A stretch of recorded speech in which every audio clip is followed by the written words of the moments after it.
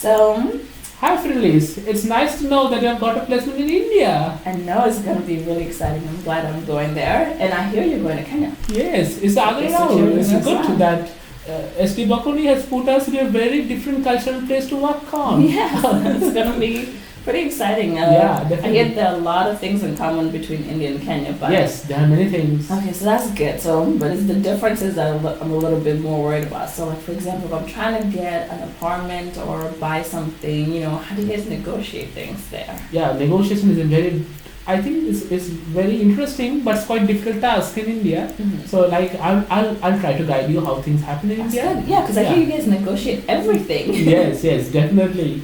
It's like first and foremost, before coming to the negotiation, the thing that you have to always keep in mind while negotiating with an Indian is that we have a very high context culture. Okay.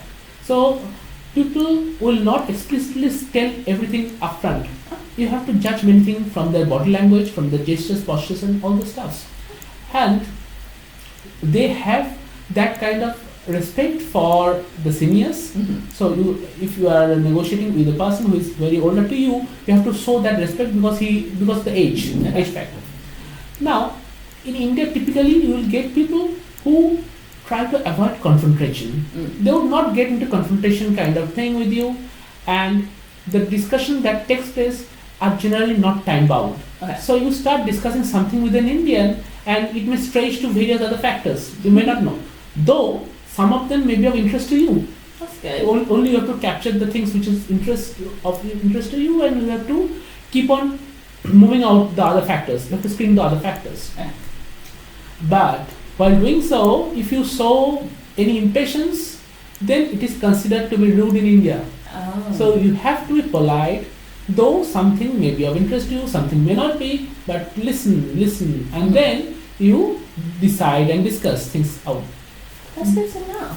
Yeah, and though initially at times you may face that you are getting in some kind of competitive mode, Mm-hmm. but the ultimate end solution is always a win-win solution. Mm-hmm. And unless it's a win-win, people move out from their discussion. Okay, that's good to know. And the other thing I would like to suggest you is that while negotiating, people generally go and gather some information. Mm-hmm. So the information gathering plays the crucial role if we go to negotiate with an Indian, because they will always have a big range of discussion. So if they have to offer you a price of $100, they may start asking you $200, and then they will slowly come down, and then the more you have information, then you will throw example that other places are offering you this price range. Yeah. So you are expecting the similar price range. Okay. So information gathering plays a very important role. So basically, there are three things that I would like to keep in mind while negotiating with an Indian. One, don't judge anyone by the pace of discussion. Pace of discussion is going to be slow. Mm-hmm. Second, while discussing, they will not stick to the agenda. It will be expanded, and they will take a holistic approach. Mm-hmm. And third, that you have to appreciate and accept this high context culture, where there will be many things you have to read between the lines, then explicitly being mentioned in the discussion. Okay. Good. So that's really good information.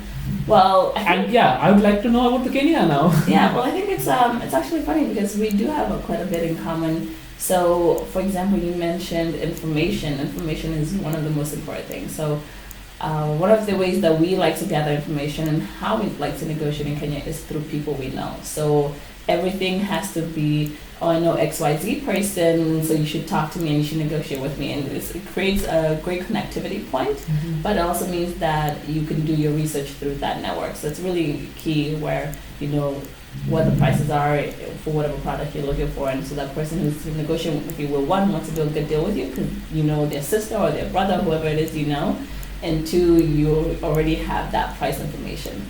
And then the other thing is that we like to use a lot of stories in our negotiations. I'm not quite sure why, but we're a culture of telling stories in general, so it makes sense that we'll bleed into in even businesses. So It can take a while. That means that in the middle of it, I'm going to stop and tell you a story. If I want to negotiate with you about how, this house used to be owned by XYZ, and oh my God, did you hear about this and that?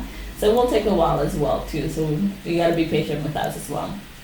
And then on top of that, we want to make sure that you understand that it really is about connectivity. So we want to give you the best deal, and we're going to emphasize that. But be careful though, because in Kenya, even though they're emphasizing that, sometimes they're still being very aggressive and still shooting for the best deal for themselves and not necessarily for you. So you got to read between the lines on that point. And I think the biggest thing I should always remember, and the only thing I'm going to stress is know people, get to know people, and always mention the people you know when you're negotiating, because that is the clearest way of doing business in Kenya. I mean, it's always about who you know and how you're connected to that person at the end point. I think that should really help you. So I'm going to give you a few names of people in Kenya so you can start talking to them, and that once you start doing negotiations for apartments or for houses, then at least they can help you and guide you with that. And that way, when you walk into a discussion, you can say, oh, I know Fidelis and XYZ people. Oh, that would be great help. Yeah. Yeah, but one thing, most of them is common between India and Kenya. But one thing I really liked is that the metaphor stuff. So I'd like to learn a lot of metaphors from you before I move to Kenya. Yeah. So, and not just metaphors, I think it's the stories that are more important than even metaphors. You just have to really know how to input a good story in the middle of a negotiation, and I think it helps you a lot. Great. Something that'll make the other person laugh and, really show a connection. I think that's usually what we're seeking for that. Yeah, but if you do know a few metaphors, it's always good to throw those in, like my heart was beating like the tom-tom drums of Africa, then people start to realize maybe you were raised in an African culture after all, or at least an East African one. Yeah, so nice talking to you. Well, let's see, and we'll be in touch. I'll be calling from Kenya and you'll be calling from India. Yes, That's nice. We'll see how it goes, yes. Thank God for Skype. Yeah, sure. Thank you.